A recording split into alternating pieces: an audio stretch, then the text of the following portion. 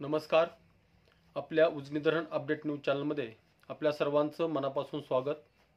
आज 19 ऑगस्ट 2025.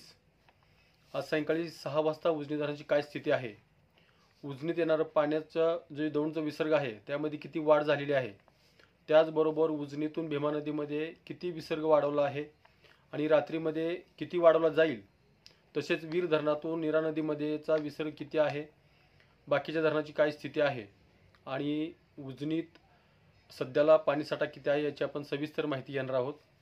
सायंकाळी 6 वाजता उजनी धरणाची एकूण पाणी पातळी ही 497.065 मीटर, तर एकूण पाणीसाठा 120.04 TMC आणि उपयुक्त पाणीसाठा हा 56.39 TMC आणि उजनी धरणाची टक्केवारी बघितलं तर 105.25% उजनी धरण झालेलं आहे.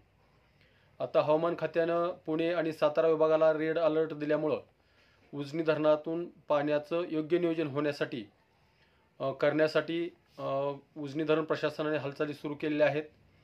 कारण दौंडचा विसर्ग अद्यापर्यंत वाढलेला नसला तरी रात्रीत वाढण्याची शक्यता नाकारता येत नसल्यामुळं उजनी धरण प्रशासनाने उजनीतून भीमा नदीत टप्प्याटप्प्याने पाणी वाढवण्यास सुरुवात केली आहे.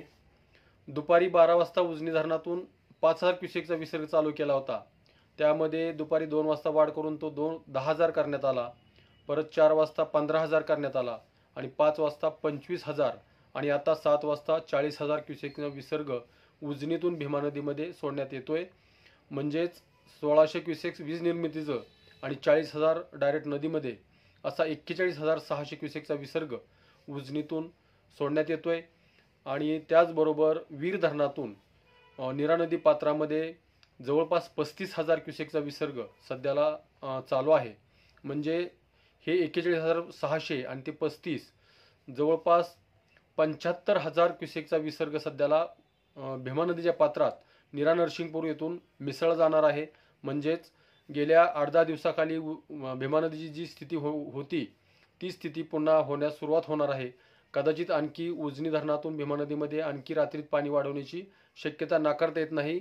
कारण 105% धरण झाले असल्यामुळं येणारं पाणी याचा हिशोब करून ते पाणी खाली सोडण्याचं नियोजन केलं जात आहे.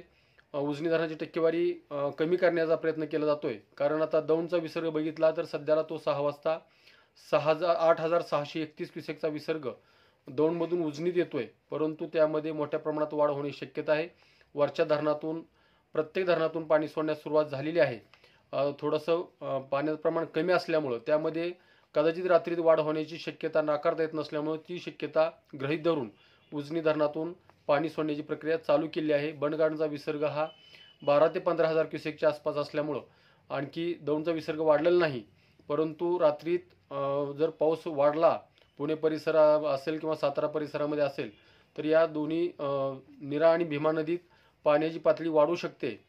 कदाचित सकाळपर्यंत 80-85 हजारापर्यंत विसर्ग आपल्या भीमा नदीमध्ये जाईल. कारण नीरा बेसिनमधले असलेल्या 4 धरणातून जवळपास 48,000 क्युसेकचा विसर्ग आहे. परंतु आपल्याला थेट नीरा नदीमध्ये येणारं वीर धरणातून सध्याला 35,000पर्यंत विसर्ग असल्यामुळं तो विसर्गामध्येही रात्रीत वाढ होण्याची शक्यता नाकारता येत नाही.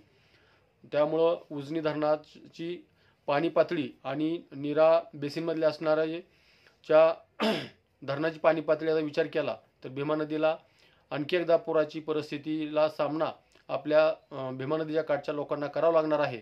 त्यामुळे उजनी धरण प्रशासनाने आणि नीरा बेसिन प्रशासनाने खबरदारीचा उपाय म्हणून दक्षता म्हणून त्यांनी प्रत्येक विभागाला अलर्ट केलेला आहे. कारण 2 दिवस आणखी पावसाचे आहेत, त्यामध्ये कदाचित काही होऊ शकतं. कारण 2020 साली असंच रात्रीत अचानक पाऊस वाढल्यामुळं रात्री 2 लाख क्युसेकचा विसर्ग सोडण्यात आला होता आणि पूर परिस्थिती हाताबाहेर गेली होती. ती पूर परिस्थिती हाताबाहेर जाऊ नये म्हणून उजनी धरण प्रशासन प्रयत्न करताना दिसतंय.